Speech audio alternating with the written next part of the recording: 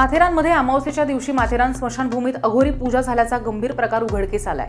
आज सकाळी नगरपालिका कर्मचारी विजय चव्हाण हे मयत वसंत दवे यांच्या अंतिम संस्काराची तयारी करण्यासाठी स्मशानभूमीमध्ये गेलेले होते आणि तेव्हा हा प्रकार त्यांनी पाहिलाय।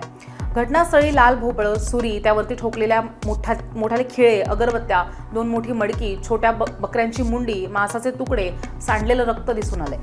स्मशानभूमीच्या बाजूला असलेल्या 2 खड्ड्यांमध्ये सुद्धा काहीतरी विधी करून गाडून ठेवलं असल्याचं विजय चव्हाण यांच्या निदर्शनास आलंय।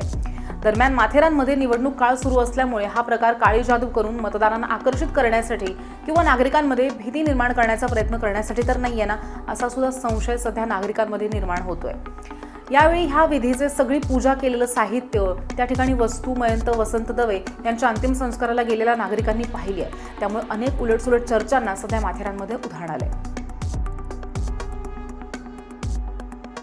6 वाजता ते मयत वसंत दवेचं झालेलं, 10:30ला आलो इथं तर बघिटलं इकडं असा प्रकार होता आणि तिथं एक मुंडी होती, 1-2 भोपळे होते, ते अर्धा फाडलेला, त्याला एक भावलं, खेळे टोचलेले, एक दारूची बाटली होती, त्याच्यात रॉयल स्टेकचा खंबा होता, त्याला बी एक मोठी परात होती, त्याच्यामध्ये एक मुंडी होती, कसली होती काय माहिती।